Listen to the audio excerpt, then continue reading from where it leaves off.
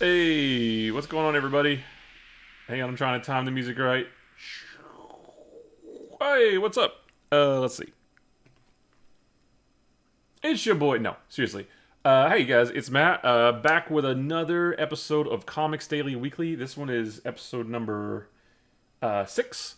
If you don't know, Comics Daily Weekly is a weekly video stream talk show thing. It's the weekly version of the daily Twitter account I run talking about comics every day. If it sounds weird, it's because it is. I've been reading Marvel Comics since, well, for this project, I've been running a daily Twitter account since mid May, reading a comic book every day. I started with the old school Marvel comics, starting with Fantastic Four #1, 1961. Been reading a few titles every day, basically experiencing Marvel comics as they were released back in the 60s. So 1 week of our time equals 1 month of publishing time back in the day. And today we're covering the comics that were released in January 1967. Now, that's not all of the Marvel comics. Some of them I just don't care to read, just don't really interest me. I don't want to read everything out of obligation. I just wanted to read the stuff that I'm interested in. So I'm not reading things like Tales to Astonish, X-Men. Actually, I kind of feel like maybe those are the only two. Oh, Sergeant Fury and his Howling Commandos. There's a few things I'm skipping over. Basically, I'm reading 6 titles a week, so one title every day, and then Saturdays is usually a wild card day where I might read something other than old comics from the 60s. And real quick, we're not going to cover it too much here, but I do want to go ahead and mention what I read this past Saturday. Batman Universe by Brian Michael Bendis and Nick Darrington. It's the collected version of the original stories that ran in 6 issues of the Batman 100-page giant that was exclusive to Walmart. They took the original stories from those books and put it into one collection called Batman Universe. It's probably one of the best comics I've read all year. If you like Batman, even if you don't, I still recommend it. It's a high adventure. It's got humor. It's got action. The story spans time from the 1800s to the present day. It spans planets, dimensions. There's a lot of guest appearances from a lot of heroes and a lot of villains.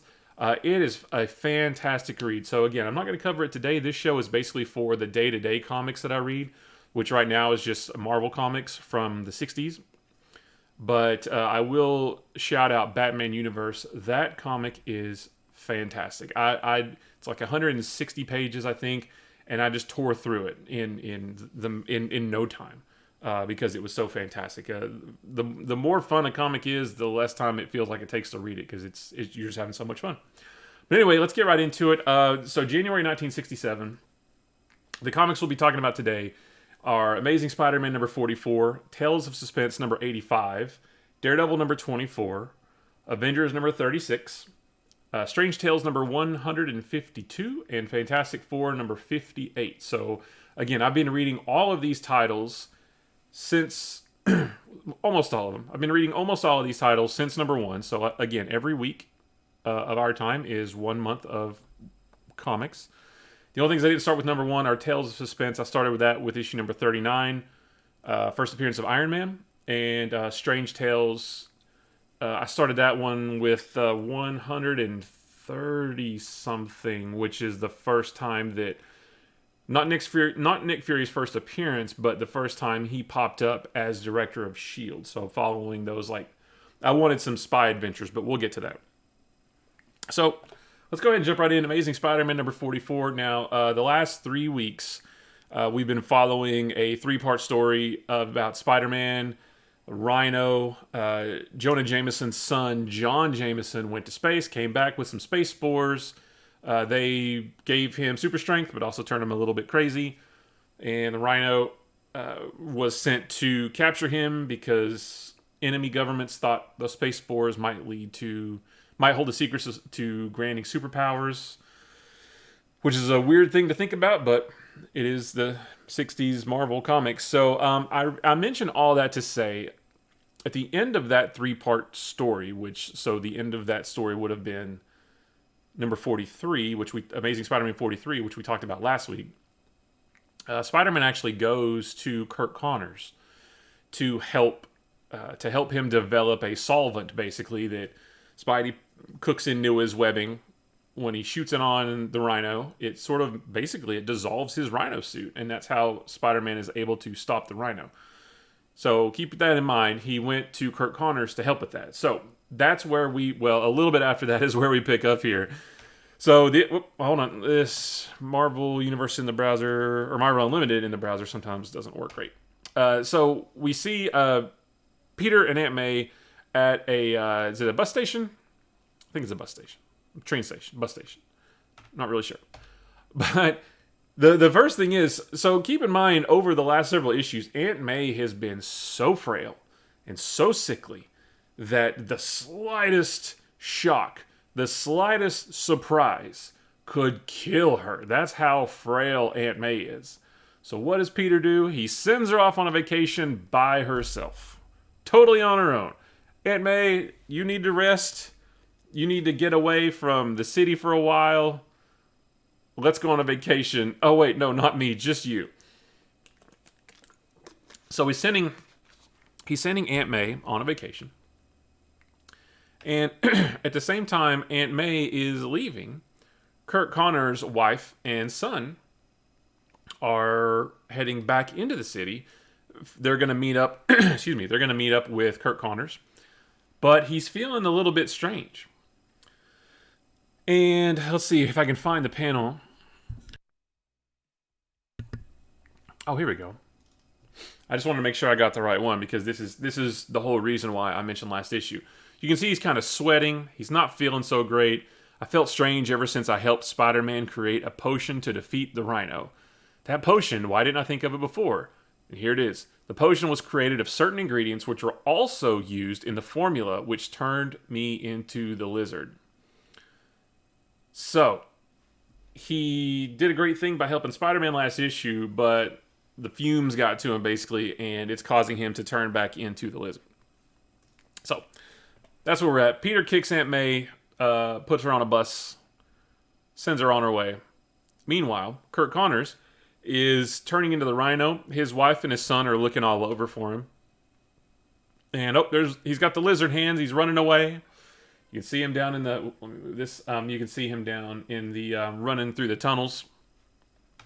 And all of a sudden, the lizard lives again. I don't like the way the lizard was drawn in these old issues. And now, amazingly enough, no pun intended, issue number 44. We're on issue number 44.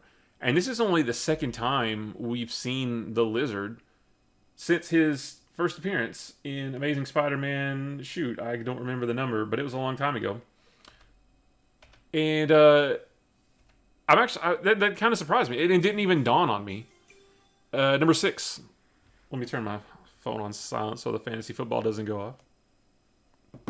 Yeah, number 6 was the last time we saw him, and I didn't even realize it. I guess time has flown. I've really been enjoying Amazing Spider-Man, and I guess time flies, basically. Now, I've never really liked the Lizard, so it's hard for me to get into this issue, and I've already read the next one as well, which we'll talk about next week. I didn't love this 2-issue arc, because the Lizard has never been my favorite, but it's still probably one of the better books that we read this week. So the Lizard's back. Holy cow. And at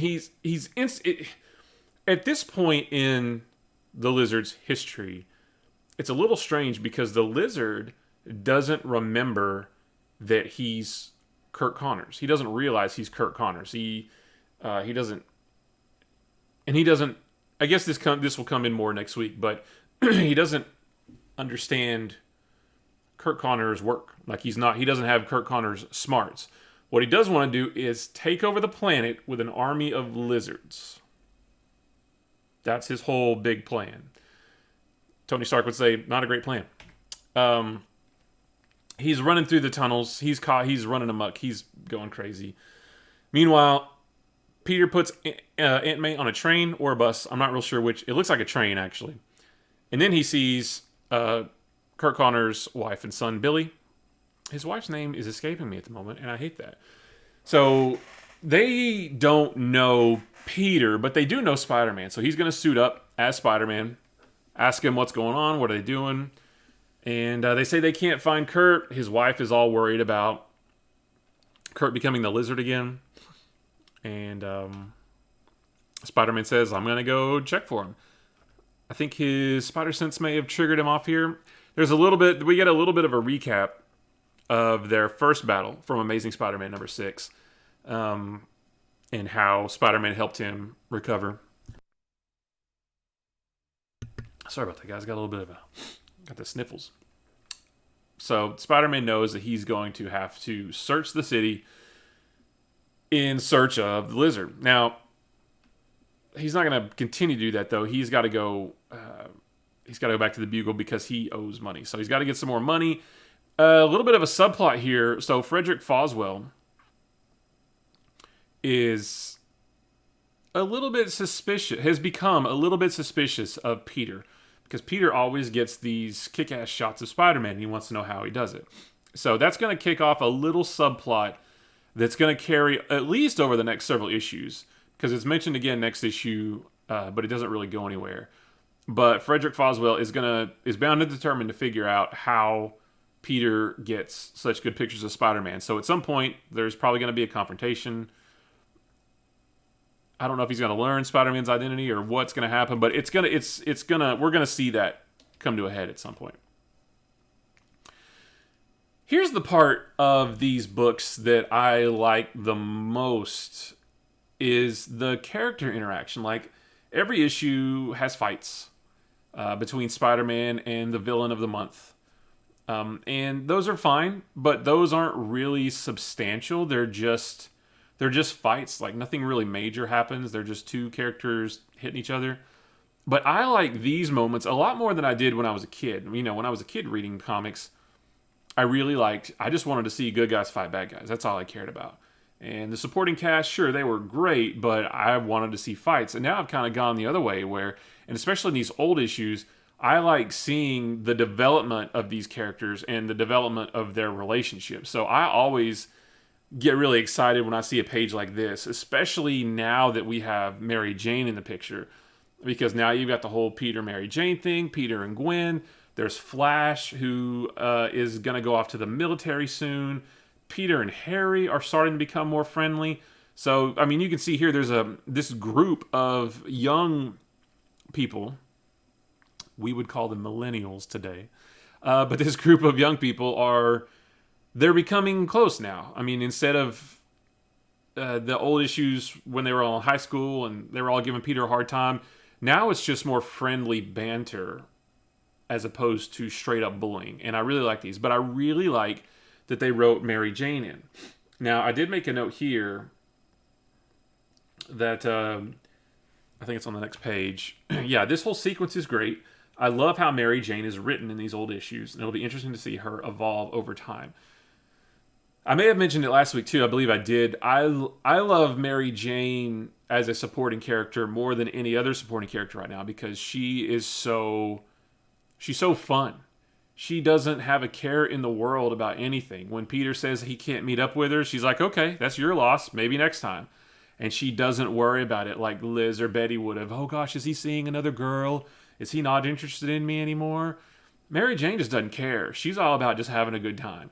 Now, on the flip side of that, now we have Peter thinking, oh, she doesn't act upset that I can't hang out with her. She probably doesn't care about me. So we went from one end of the spectrum to the other, but that's going to evolve over time. We just have to be patient. So we don't get a lot of this here. I think this is the only time that the supporting characters pop up, but I just love these character moments, and I love seeing the relationship because. And what's really fun about it is we know where these relationships wind up, right? We know that Peter and Mary Jane are going to wind up married and then later not married because Joe Quesada doesn't like it. Because how dare characters grow up and, evolve. So we know what happens with them. We know, everybody knows what happens with poor Gwen. We know Flash is going to join the military, comes back, eventually becomes Agent Venom. All that. Of course, that's years away from where we are now. But we know what happens. It's fun seeing how very slowly but surely we get there. So just a lot of fun interaction with these supporting characters. Meanwhile, the Lizard is going. So the Lizard knows that he's going to have to get Spider-Man off his back, right? So he goes and robs a jewelry store because he knows that everybody else is going to think that because the jewelry store is up in some high rise, and you can see him down in the last panel on this page climbing a building. He knows that everybody's going to blame Spider-Man for this. So he's going to rob a jewelry store just to frame Spider-Man, and you can see here Spider-Man accused in daring gem theft. Spider-Man hears about this. That ain't cool, you know. And I love this panel here. I love that Peter has the forethought to put his mask over his face to disguise his voice. And one thing I do love, too, is that there's no caption box to explain what he's doing. And there's no thought balloon for him to explain why he's doing this. And these old comics take forever to read because they explain everything. And it's super annoying. So I love that we don't get that here. We can just tell what he's doing. We know what he's doing by just, common sense. So he's vowing to go get the Lizard. He's also painting his bike red because Mary Jane doesn't like the color that it is. So it's going to be red. He's going to paint it red. He goes out to the city. He finds the Lizard. And basically the rest of this issue is just them fighting, which is good. I love seeing Spider-Man fight bad guys. Not very much that's notable goes on in this fight, except for, as you can see, we're paging through, fighting. And if I ever release this audio only, sorry to those folks listening to the audio version. It's hard to talk about comics, which are a visual medium, over audio only. I know a lot of podcasts do it, but when I'm referring to specific pages and panels, it's not as good of an experience audio only. But here we are. But a lot of nothing much notable happens in this fight. It's just your typical knockdown drag out fight between Spider-Man and the Lizard until we get to this page. The Lizard cuts Spider-Man's web. He uses his webs to, I don't know why he doesn't just shoot up another web, but he uses his web to make a big mattress, a web mattress as he refers to it. But he bangs his left arm. I'm not sure if it's arm or more his shoulder, but it's his left arm. And you can see here he's hurt. He even says, "My arm, I can't move it. It's hurt. It's hurt real bad." So this is a perfect example of how Spider-Man is different from a lot of other heroes, because he gets hurt and he stays hurt and he still has to figure out how to beat the bad guy or overcome the odds when he's hurt. Now, luckily, there's a doctor that was witnessing the whole thing. The doctor just rips his sleeve off. I hope he asked permission for that first. But the doctor just rips his sleeves off, bandages his arm. You're mighty lucky. It's only a bad sprain, no bones broken. But you mustn't use it till the swelling goes down. I'll tape it securely for you. Then I'll take you to my office where I can give you a complete physical. And Spider-Man says, "Nope, no physicals, because you might find out who I am. But thanks for bandaging it up. I'm going to go." And he swings away. So he's got his arm in a sling. And spoiler alert, that's going to carry over to next issue as well. So all of next issue as well, he has his arm in a sling. Now, what's interesting about that too is a lot of people saw Spider-Man injure his left arm. He, as Peter Parker, can't let people see that Peter Parker's left arm is injured also. More to come on that next issue as well, because that's a big plot point. So he's done with the battle for now. He's going to go back home. He's going to try to stay indoors, stay inside, because he doesn't want people to see that he's got a hurt arm. But Mary Jane calls up. "You're in luck, lover boy. This is MJ. I've got an invite for you. I'm dancing a solo at Performers School tomorrow night, and I can get you a ticket if you play your cards right." "A ticket tomorrow night to see you dance?" "Hold on, PDO. Try to cool it, Dad." She calls everybody Dad. "Try to cool it, Dad. Your enthusiasm is overwhelming." "I know you're there, Tiger. I can still hear your breathing." He says, "I'm sorry. I just can't make it." And he's thinking to himself, now that the public knows Spider-Man has an injured arm, I can't let anyone see me like this. And this is where I love Mary Jane. "It's your loss, Dad. See you around." Click. Like I said, Liz or Betty, they would have been flipping out. Why doesn't he want to see me? Mary Jane, I don't care. See you later. Your loss. And that's where we leave it. That's where we leave this issue anyway. So he's a little bit downtrodden. He wants to go out. He can't. He has to blow off Mary Jane, who he kind of likes right now. But he can't let everybody see that he's got a messed up arm. Plus, he has to figure out how to stop the lizard with a hurt arm. And that's where this issue ends. So next week we'll talk about how he manages to do all this, if he does. Oh, because I don't want to spoil anything. But we'll get more into his injured arm and fighting the lizard and Mary Jane and Aunt May and all that stuff next week. All right, moving on to Tales of Suspense number 85. So, one thing, again, Tales of Suspense, as of right now, it's a double feature. One story is Iron Man, one story is Captain America. It's been going that way for close to 30 issues now. We've got 14 more issues before Iron Man goes off into his own series, starting with number 1, and Captain America breaks off into his own series, which is really just this series, but with the number continue. So it'll be Tales of Suspense number 99, and then Captain America number 100, and they'll each get their own title. But we're not going to get there on our schedule until end of the year, or maybe it's like first week of January, something like that. One thing, too, I'll say about Tales of Suspense is that it has become my second favorite book to read every week. Now, Spider-Man, you guys, if you've ever follow me on Twitter, watch any of my streams, watch any of these shows, you know, Spider-Man has been my number one favorite character since I was 4 years old, back in little old 1985. Or is that right? No, I was 6 in 85. No, 84. I don't know. I was like 4 or 5 years old. And Spider-Man was my favorite character. It all started with the Secret Or Spider-Man figure that I still have right over there in a protective plastic cup that's upside down. I was trying to use it as a case. Ever since I got that figure, Spider-Man became my number one superhero. And so obviously the Spider-Man book is going to be my favorite. And not just because I'm biased for the character. It's just the best. It's the most fun. I like the characters the best in that one. It's the book that has the most tolerable characters. But Tales of Suspense has become my second favorite book over the last probably 4 to 5 weeks.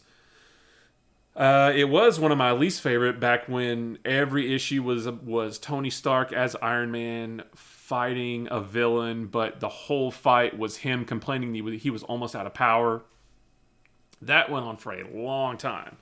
Complaining about, I can't have a normal life because I have to wear my chest armor and nobody's ever gonna love me, and I'm rich, but I can't ever do anything, and it was just a big pity party.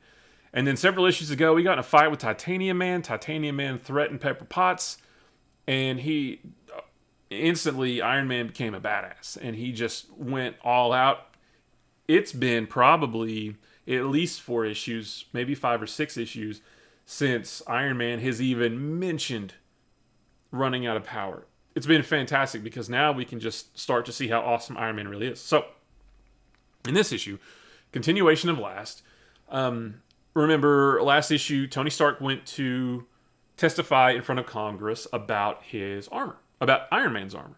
And Tony was worried he was going to have to reveal his secret. But then the shrapnel that's in his heart got a little too close. It made him pass out. Everybody thought he was having a heart attack. They saw the metal plate he was wearing. People started to suspect that Tony and Iron Man were one of the same.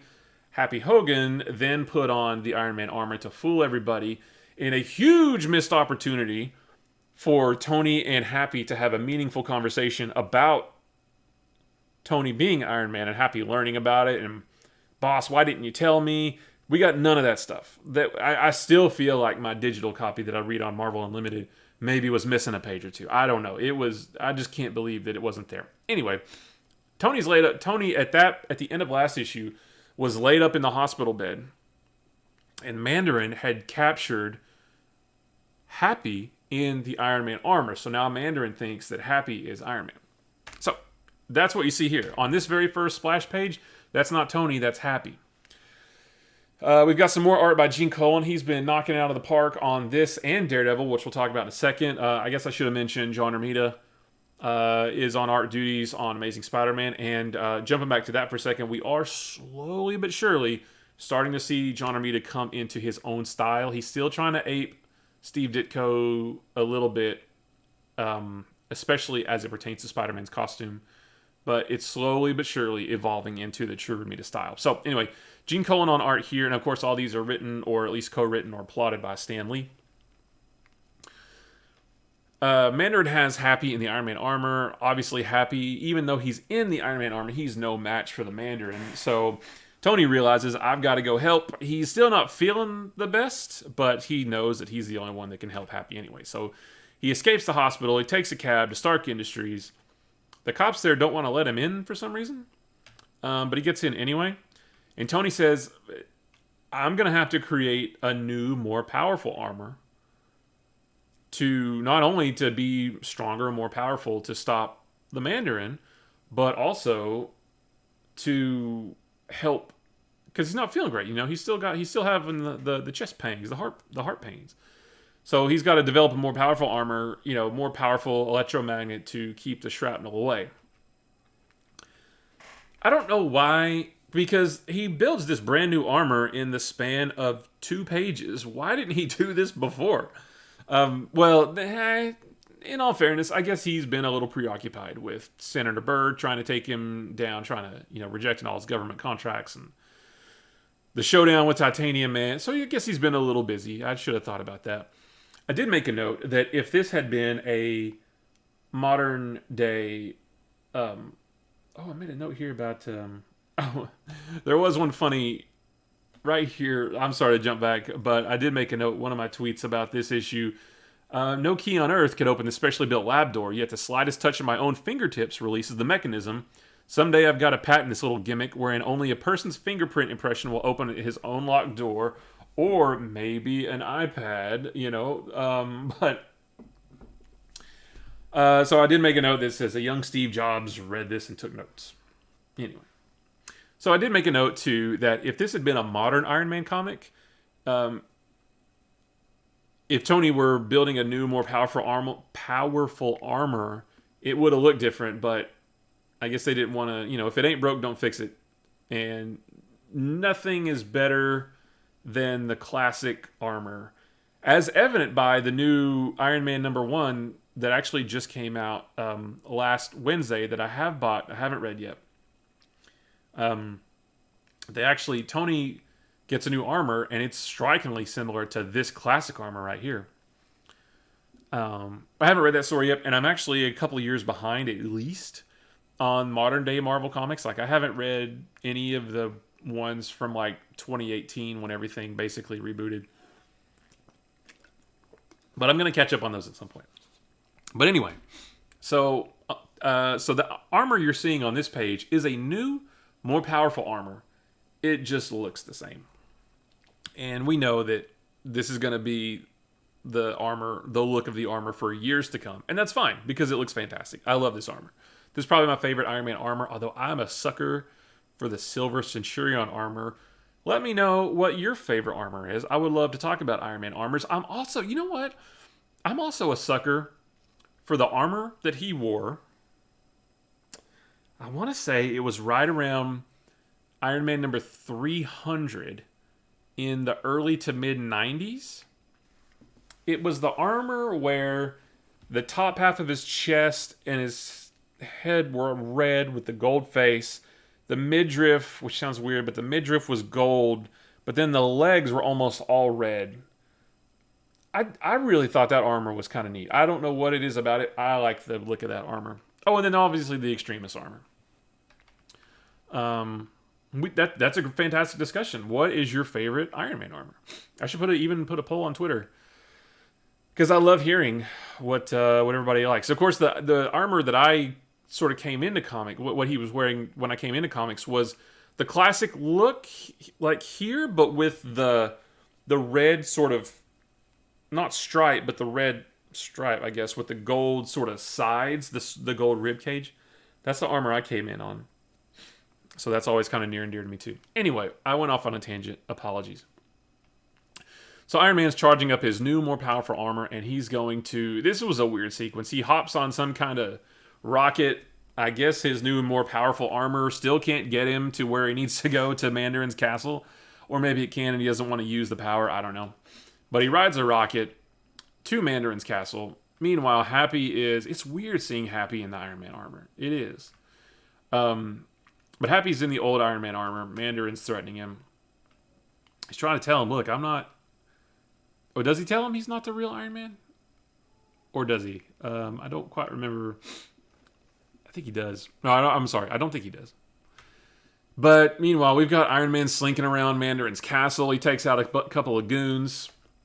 The rest of this is just Iron Man making his way through a booby-trapped castle. Now, I've talked about this mostly with Daredevil, but I have a weird thing for superheroes slinking around castles. And we don't get that a lot nowadays. But back in the day, we got it all the time. Like in the first 21 issues of Daredevil, he had been to 3 different castles.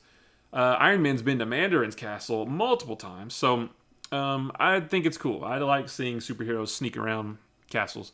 But basically, Iron Man's making his way through Mandarin's booby-trapped castle. And at the end is the confrontation. So there's not a whole lot that happens in this issue as far as conflict, action, that kind of thing.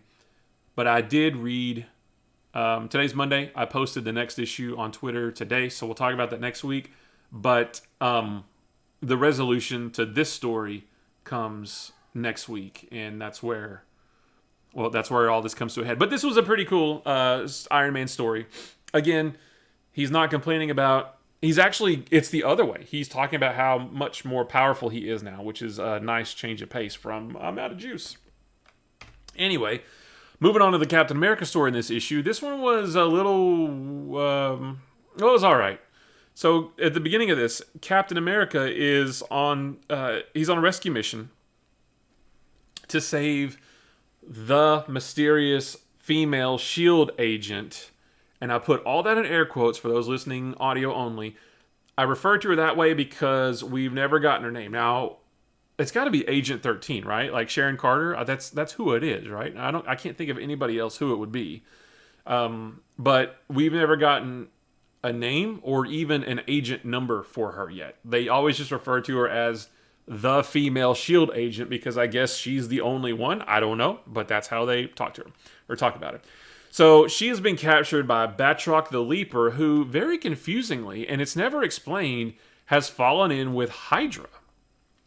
So we saw that through Strange Tales over the last couple weeks that Hydra is back, which is cool. I like Hydra, but they don't explain why Batroc is hanging out with him.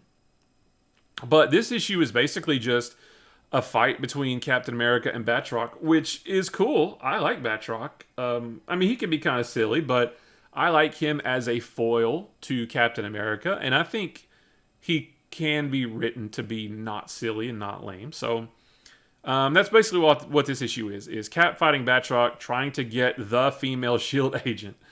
Jack Kirby doing his thing here, making you feel all the hits, all the motion. Let's see, there's a couple really good panels here that I haven't gotten to yet. Oh, here we go. You can just feel all of these hits. Jack Kirby killing it here. But there, these pages, I love it. This one in the middle, where Batroc kicks at Cat. Oh, I can't. It's not letting me get the whole panel. But I mean, if you start here and boof, boing, you know the sound effects here. Fantastic. You can feel all these impacts.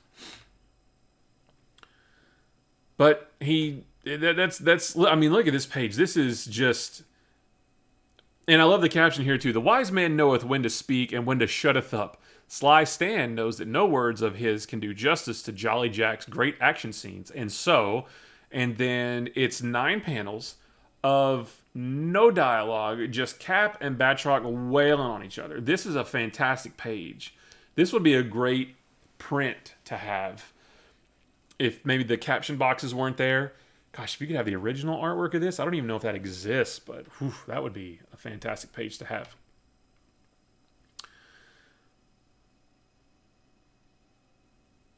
I was trying to think here.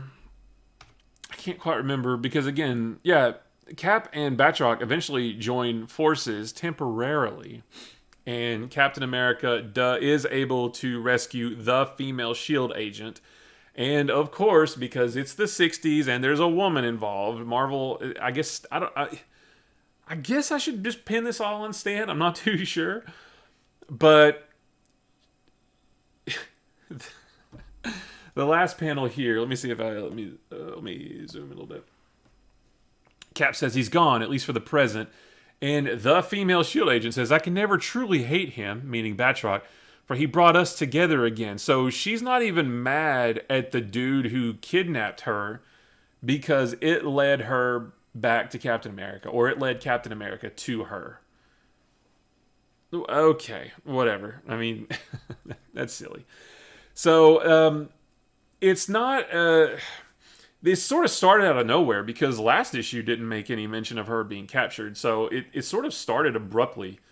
But I feel like we're in issue, 85 now? And I've already read Captain America 100. So I know where the story's going. So I feel like this is the beginning of a longer story arc that involves Cap and the female shield agent. Black Panther's going to be in there at some point. Red Skull's going to come back. More on that in a little bit. But I feel like this is the start of what's going to be a pretty cool multi-issue story arc. So more to come on that next week. Like I said, I read the next issue today. We'll talk about it next week. And this is continued. So moving on. Daredevil number 24. Now, Daredevil I have been enjoying for the most part as well. But this issue isn't my favorite, and I actually went ahead and read the next one too, and it's pretty terrible. But we'll talk about this one for right now. So this is basically a direct continuation from Daredevil number 13 and 14, which was fantastic art by John Romita. I didn't even know John Romita drew a few issues of Daredevil before he went to Amazing Spider-Man. So in 13 and 14. We got this cool two-parter of Daredevil and Kazar hanging out together, which I never would have put them together, but it was really fun. And now they're back together again. So at the end of last issue, which is basically this starts off right at the tail end of last issue, Daredevil was stuck. Remember the Masked Marauder somehow transported Daredevil and Gladiator to the Magia headquarters. The Magia accepted Gladiator into their ranks. Daredevil just let him go for some reason. We talked about that last week. And now Daredevil's got to figure out, how am I going to get home? I'm not even in America right now. And I don't have any clothes. I don't have any money. How am I going to get home? So that's where Daredevil is right now. It's important to note the location. The reason I'm talking about that now is because it comes into play later. Daredevil fights some goons, some bandits, I think these guys are. Doesn't really... These are just kind of... it's a guerrilla band, I guess. I don't know. Daredevil's fighting some guys on a beach, basically.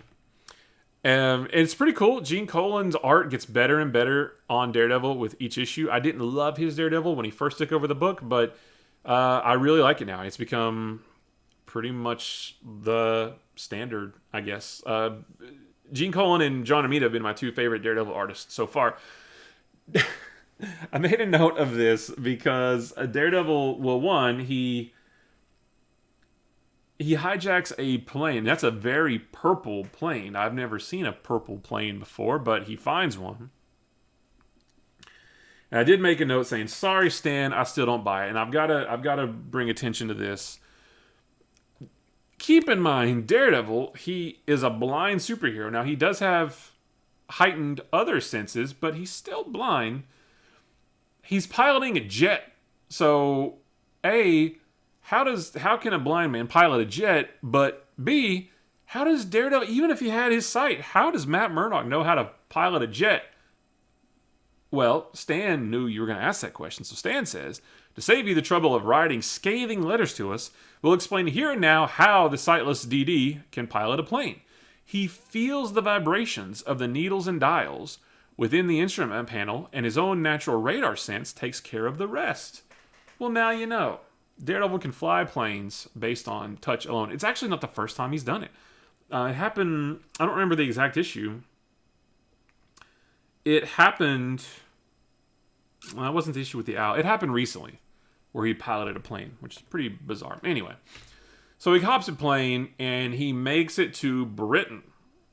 Now, this is important because if you remember, actually, I was even doing this show back when Kazar was in it. So what happens real quick, and the next couple pages gives you a brief summary of what happened because it's been about 10 issues since then.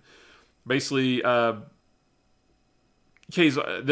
a sort of a modern day pirate named the Plunderer, and turns out he's Kazar's brother, which seems a bit of a stretch, but I'm pretty sure Marvel stuck with it. They run with it the whole time, which means that Kazar's real name is Kevin Plunder, which is really weird, but he sounds like a Captain Planet villain. Remember that guy? Plunder? Maybe not. Maybe there wasn't I don't remember. Anyway, turns out Kazar inherited a castle. Again, there's another castle. This is Daredevil's 4th castle in 24 issues, something like that. So we get a little bit of a flashback to Daredevil and Kazar's last adventure. And then Daredevil finds a newspaper. He's in Britain, mind you. He finds a newspaper that says Kazar has been basically terrorizing people. And he's been made. It looks like his tiger friend, his saber-tooth tiger friend, Zabu, is helping him because there was tiger prints found. So it looks like Kazar has gone off the deep end and is being a bad dude. And Daredevil says, "That's not possible. I'm going to go help him out." So there's a mob of people outside of his castle, basically, and they want him to come out and face justice. Well, Daredevil knows this can't be. He's going to make his way into the Kazar's castle. He does a terrible job of being stealthy. He swings right over the crowd. I would have thought that Daredevil could be a lot more stealthy than this. But he's getting shot at. He's not stealthy at all, but he enters the castle to help Kazar. But Kazar recognizes him, but he thinks that he's there to take him in, right? So obviously they have to fight. Because it's comic books, the heroes have to fight. I wouldn't think that Kazar could take on Daredevil as well as he does. Like, he whoops Daredevil's tail every time they meet. So they're fighting here. Again, they're in a castle. It's cool seeing Daredevil hang out around a castle. And we kind of get a sort of a panel that sort of recreates the cover, which is kind of neat. Stuff like that doesn't happen these days. Throws him into the water below, but Daredevil already has a theory about who is framing Kazar. Lo and behold, he's right. There's the so that when they're thrown into the water, Daredevil and Kazar both are thrown into the water. They find a submarine underneath, and lo and behold, it's piloted by the Plunderer. Daredevil, somewhere in one of these pages, makes a mention that I knew that the only person that could frame Kazar for this would be you. Well, that's kind of a leap. And I did make a note too that it's a shame that Daredevil solved this one so quickly based off a wild assumption that just happened to be true, happened to be accurate. It would have been cooler, I think, if this story arc had lasted a couple more issues. Daredevil could have hung out in Britain, done some detective work, look for some clues, use his senses to try to figure out who is framing Kazar, rather than just assume that it was the Plunderer and to have it turn out to be the Plunderer. So the rest of this is just Daredevil and Kazar fighting the Plunderer and his goons to prove Kazar's innocence. Just more and more fighting here. Bing, bang, boom. It's really exciting stuff. I love a good Daredevil fight. I love a good Daredevil fight scene. I love the way he fights. I love the acrobatic characters. But at the end of it all, Kazar is cleared of any wrongdoing. The Plunderer is taken into custody. The weird thing is the last panel. And let me zoom into it here.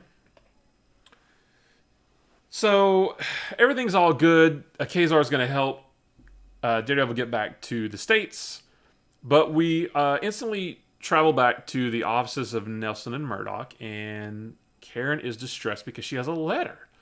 Foggy says, "What is it, Karen? What does the letter? What does the letter to Matt say?" Karen says, "I knew I shouldn't open it. It's from Spider-Man without the hyphen.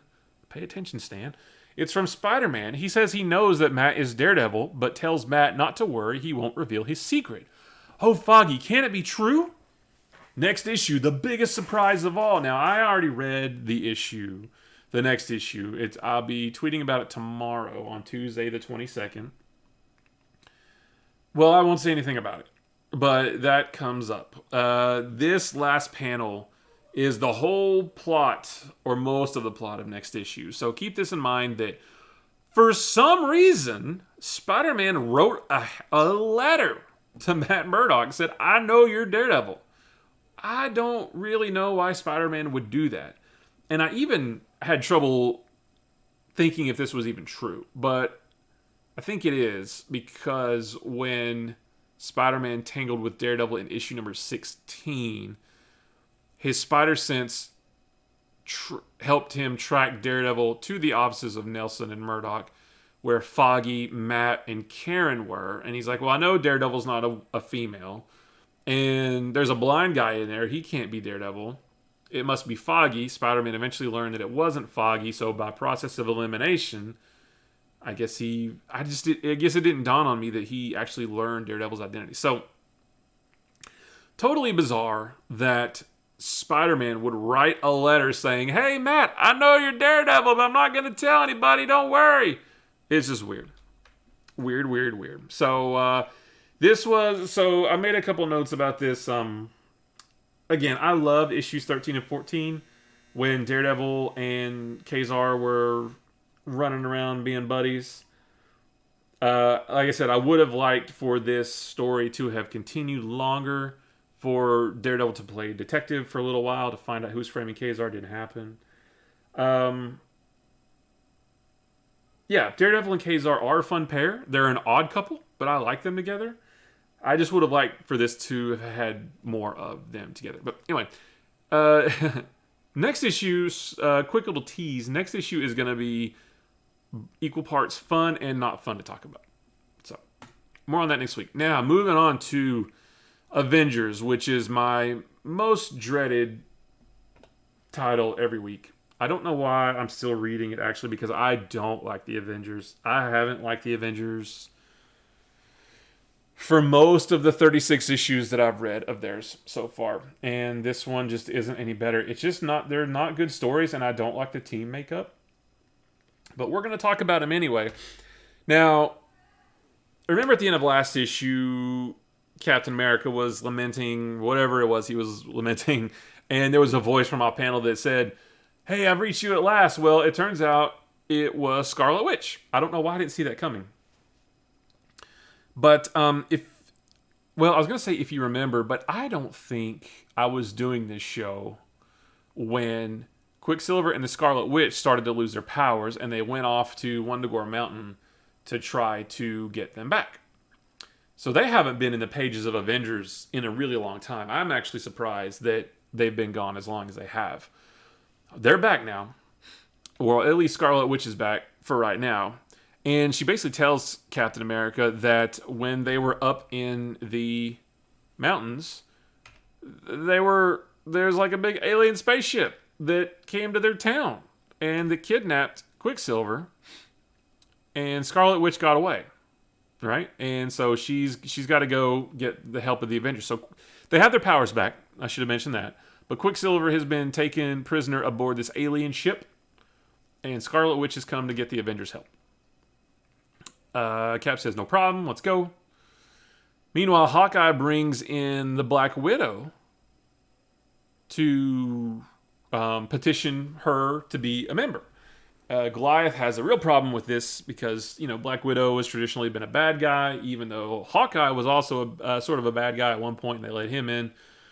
So they argue about that for a little bit. And they never really resolved that. I was going to flip my lid if Hawkeye had said, I want Black Widow to be a member of the Avengers, and Cap had said, okay, cool, because of the big hubbub that they made about it in the Amazing Spider-Man annual, where they insisted on Spider-Man taking a test, but they didn't know what the test should be. So I was going to really be upset if they just let Black Widow in with nothing. But fortunately, Stan stuck to continuity, stuck to the rules, and Black Widow never became a member yet. Although she does hang out with them. She goes on their mission with them in this issue, but she's not actually a member. So Goliath and Hawkeye fight about this for a little bit. And then Cap's like, listen, guys, knock it off. We got to go save Quicksilver. So they hop in a couple of jets. They head to the village where Quicksilver was captured. And there is the giant alien spaceship. And the rest of this issue is them going through some caverns, making their way to the ship to rescue Quicksilver. But, lo and behold, when they get there, it's revealed, wait a minute. What? Who's that? It's Quicksilver and the Scarlet Witch imprisoned in these tubes? Well, if that Scarlet Witch is there, then who is this Scarlet Witch that brought us on this big mission to begin with? And it turns out it's, I don't know if she's a queen, but she's one of the aliens. And she's got a big alien army with her called the Ultroids. I'll just jump ahead to it. These are more... Well... Wait, they're... Wait, are they aliens or more androids? An almost endless line of them. Far more than androids, they are the Ultroids, the strongest and most tireless of the many weapons of Ixar. Ixar. Once they have captured you, your powers also shall flow through their artificial veins, till each of them is the equal of all the Avengers.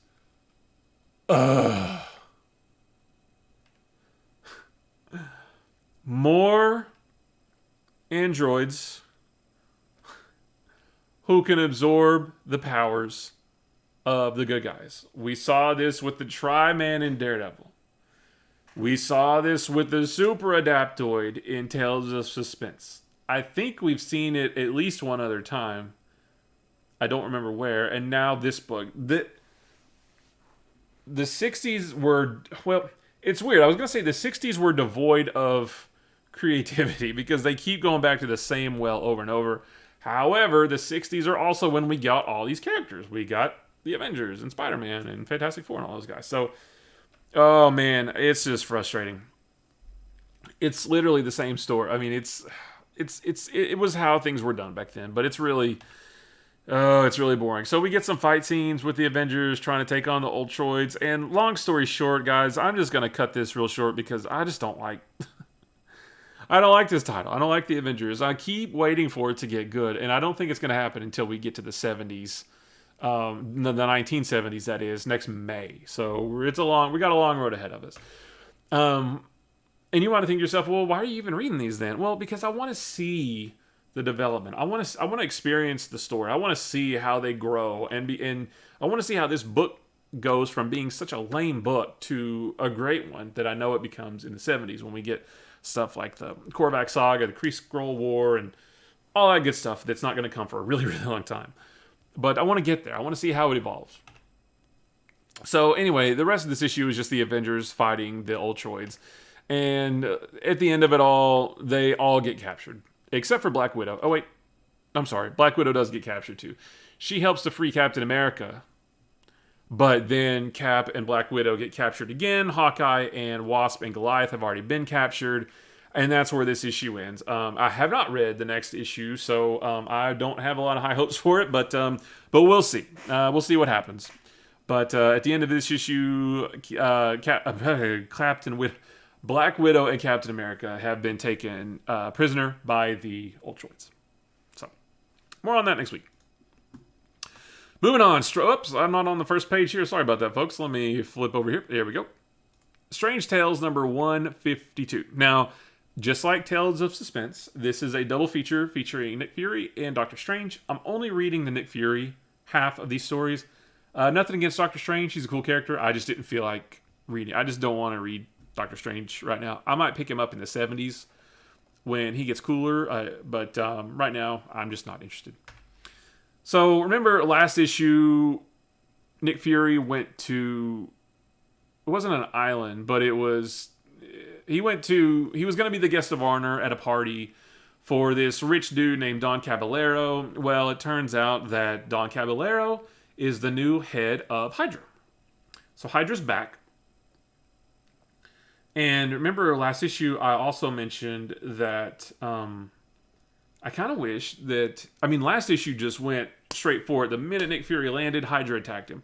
And I kind of wish last issue would have been a little bit more cat and mouse between Nick Fury and Don Caballero, each of them knowing that the other knew everything about the other guy, but not really saying anything. But we didn't get that. It just went balls out straight to the story. So Hydra captured Nick Fury. Hydra captured Nick Fury last issue. Nick Fury got away, but he thought it was a little bit. He hijacked or he stole a Hydra plane, and he thought it was a little bit too easy.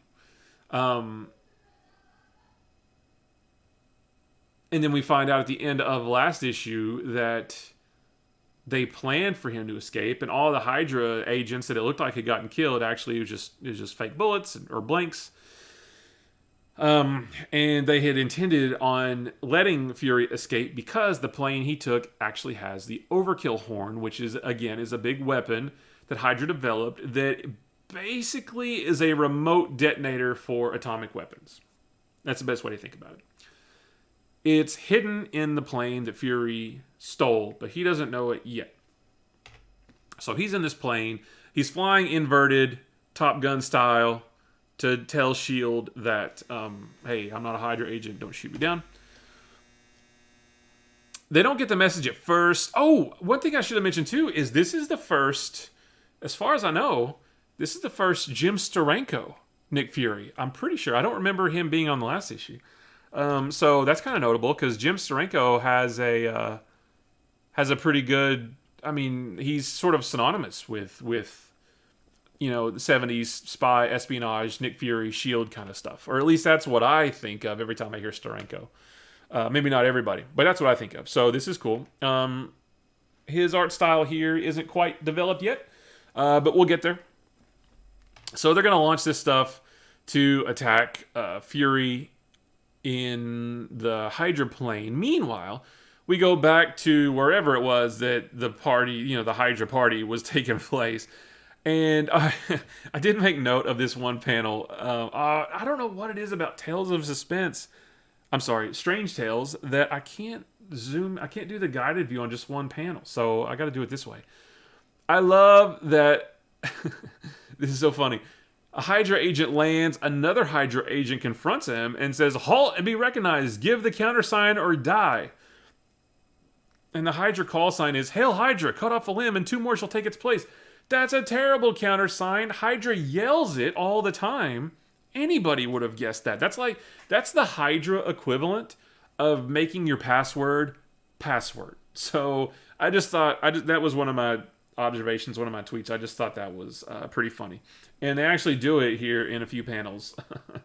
But what's interesting here, though, what I do like, a mystery that still hasn't been solved, is that Don Caballero, let's see where they talk about it specifically. Here it is. So the last word balloon in this panel. "Hail Hydra, the time has come for you to give up the identity of Don Caballero and assume a new role amongst men." Don Caballero says, "This prototype personage suits my fancy. Thus Don Caballero shall live no more. From this moment forth, Supreme Hydra shall assume the entity of Emir Ali Bey." So I find that very interesting because Don Caballero is just a made-up identity. So we still don't really know who the head of Hydra is. So a little while ago, I mentioned Red Skull, and I said I was going to mention him again. I think it's the Red Skull.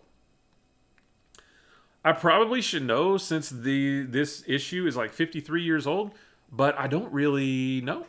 Um, I know that I know that Red Skull is hanging out with Hydra by the time we get to Captain America number 100, which we'll be getting to in by the end of the year or first week in January.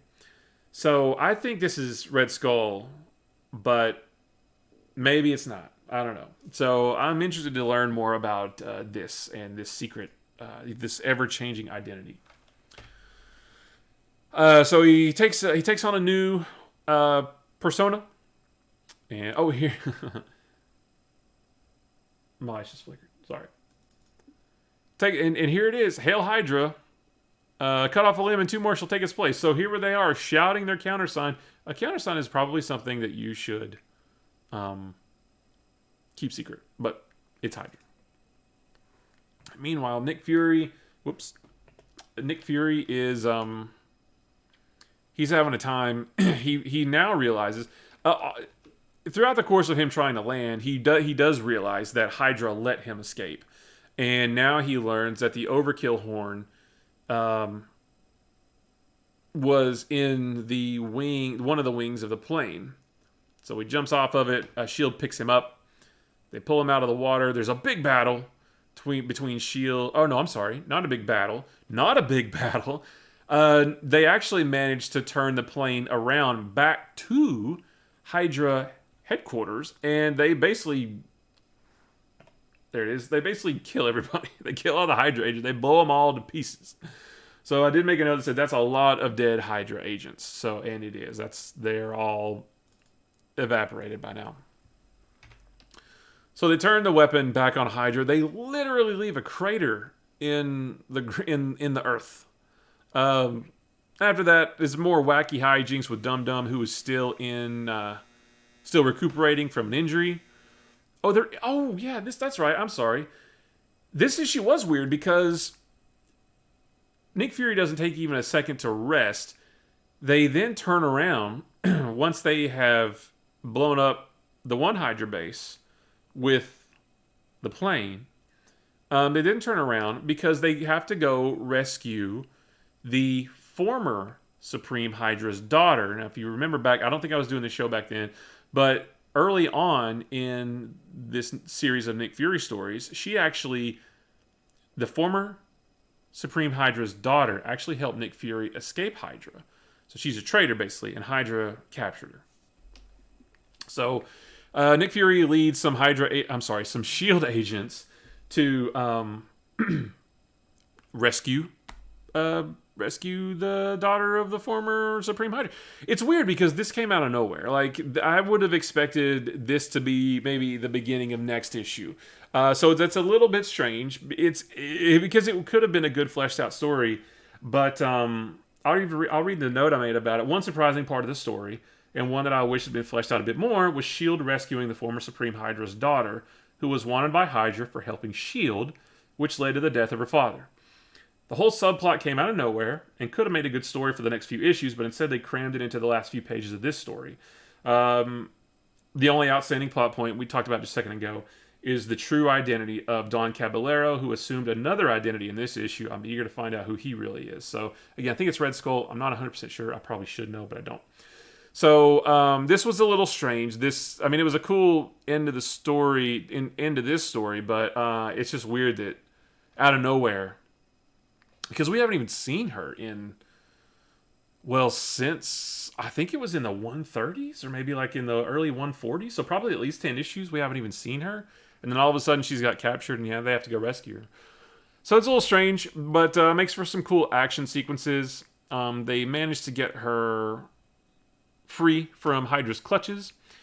And so everything's going to go back to normal. So I don't really know where the story is going after this, because this doesn't really end on a cliffhanger that's going to lead us into the next issue.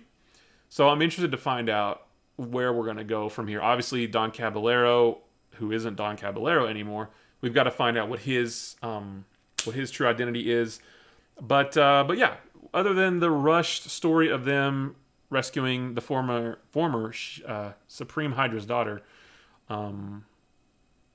This was a pretty fun one. So, and again, Jim Steranko, we're gonna see more and more of him. I'm excited to see his style evolve because he's, like I said, he's synonymous with for me anyway. He's synonymous with Fury and Shield. All right. Last one, Fantastic Four number 58. Now, this was a pretty good story. I'll go ahead and say this was a pretty good story, except for the first maybe 2-3 pages, which were awful. Because they wrote the Thing like he was a 12-year-old kid being left at home alone for the first time, which is a little bit strange. So, if you remember at the end of during last issue, Doctor Doom actually overcame Silver Surfer and managed to steal his cosmic power. So, Doctor Doom, who's already a badass, now has the cosmic power of Silver Surfer. That's pretty cool, right? And he's going to go take on the Fantastic Four. Well, it started out weird. There was like this weird lightning storm, thunderstorm on top of the Baxter building, and they think they see Doctor Doom.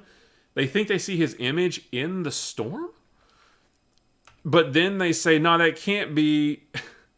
Let's just forget it. And I made a note of this too. This pains me when I read these old issues from the 60s, is that, especially this title, they treat Sue. Sue is arguably the most powerful member of the Fantastic Four, right?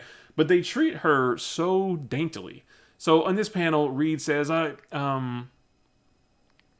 more to this than a casual phenomenon of nature, but I mustn't let Sue become alarmed. Well, why?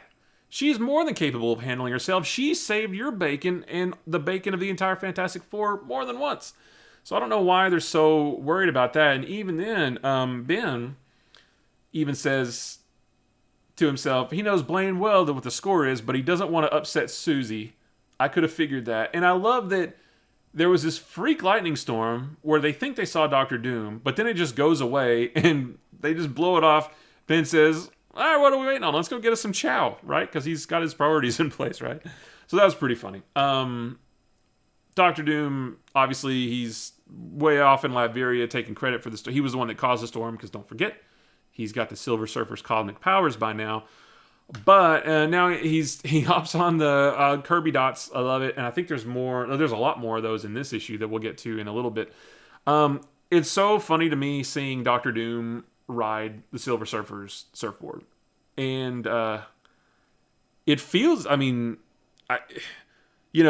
get to it, but I feel like this maybe could have been where Fantastic Four rides the Silver Surfer from 2007. I feel like maybe this is where it could have come from, because we have a cosmically powered Doctor Doom and the Fantastic Four have to fight him. I don't know, it just feels kind of like where that could have been. But so here's where it's weird. Ben is reading ghost stories, and he's getting like, he's scared by it, right? He's a little frightened. Reed puts his hand on Ben's shoulder, and Ben freaks out. I tweeted these 4 panels at the bottom. I made a note about that Ben is apparently a 12-year-old child who's being left at home alone for the first time ever, because Reed says, hey, me and Sue are going to get out of here for a while. You're on your own. And Ben's like, you mean you're going to leave me here all alone all weekend? And Reed says, well, not exactly. You'll have your ghost stories to keep you company. And you can even tell in the last panel here that Ben he's not really thrilled with the idea of being left alone, even though he's like super strong and invulnerable and all that kind of stuff. So I thought that was a little bit strange. And also, what's kind of funny is that the minute Reed and Sue close the door to go on their weekend trip, boom, here comes Doom smashing through the wall, right, on the Silver Surfer surfboard. So, but it starts to get cool, though, because cosmically powered Doctor Doom versus the Thing. That's awesome. That's a cool fight, right? The Thing doesn't really have a chance, but it's still cool to see them fight each other. Is this the page right here? Kirby dots all over the place. Is this the one? Yeah, this is the one. Every single panel, 5 panels on a page, all have the Kirby crackle, which is, come on, that's classic, right? This is classic Kirby. This is awesome. Talked about it when we were talking about Tales of Suspense a while ago. Kirby makes you feel all the impacts, makes you feel all the motion. I love it. So a lot of these next few pages are just Doctor Doom and the Thing fighting, and that's cool. Like, that's all you need to know. They're fighting, and it lasts for several pages, and it's awesome. But then Doctor Doom does something to Ben's molecules. Basically, he makes Ben, his limbs so heavy that he can't move, which essentially turns him into a statue, right? So he's basically a statue in the park. Then we'll get to that in a second. Meanwhile, we've still got Johnny and Wyatt and Lockjaw teleporting around everywhere, still trying to get to the Inhumans' impenetrable dome that they've been stuck in for what feels like about 347 issues by now, even though it's only been 10 or less. But they're finally back at the Baxter building. Johnny's all frustrated, but then they see the damage to the Baxter building, and they have to go in search of the rest of the Fantastic Four. Meanwhile, we meet, we catch up with Reed and Sue at their little weekend getaway, and Reed being Reed, he's still got to tinker with stuff. Sue's not happy with it, but then Doctor Doom starts attacking them, and we get a cool fight between a cosmically powered Doctor Doom and Reed and Sue. So that's pretty cool, right? But then, meanwhile, Johnny finds Ben, who gets, well, it goes back and forth. That's it. He tells Wyatt where Ben is and what's happened to Ben, so that Wyatt can work on getting Ben back to normal while Johnny goes and finds Reed and Sue. He barges in on them fighting Doctor Doom. This is what sort of makes me think about Fantastic Four: Rise of the Silver Surfers, because we do get quite a bit of Johnny himself fighting Doctor Doom. And again, he has no chance. And the only difference is in that movie, he has all the powers of the Fantastic Four. Oh, maybe he's an android that can absorb the powers of other heroes, just like every other villain in the 60s. So we do get some more cool fighting. I like this page. I like that Johnny, Johnny's really powerful, right? And when he lets loose, he's a force to be reckoned with. So we get more fighting between the three, Reed, Sue, and Johnny, and Doctor Doom. Meanwhile, Wyatt gets some kind of device to revert Ben back to normal. He can move again. And this, I made a note of this because this panel is terrifying. This is not, look at that. That's nightmare fuel right there. Doctor Doom basically causing Johnny's body to drop in temperature, obliterating your flame with a far more potent frost. The famous Human Torch, you're no more than a trapped, terrified teenager overwhelmed by a force you cannot even comprehend. That panel is terrifying. Again, if you're listening to the audio version of this, I apologize. Find the video version of this and just look at that panel. It's terrifying. Look at Johnny's face. He looks like he's just mortified. That panel freaked me out when I looked at it the first time. It kind of looks like Iceman. It kind of looks like the early X-Men versions of Iceman, right? Meanwhile, Ben and Wyatt meet up with the rest of the Fantastic Four. And it just becomes a knockdown, drag-out fight. I mean, there's nothing else to say about it, really. They're just, they have no hope of stopping a cosmically powered Doctor Doom. And they don't stop him. But he also doesn't destroy them. And I thought this was a little cheesy, but also a little bit interesting. Doctor Doom actually says, here's the panel right here. Let me get it to where you can see it.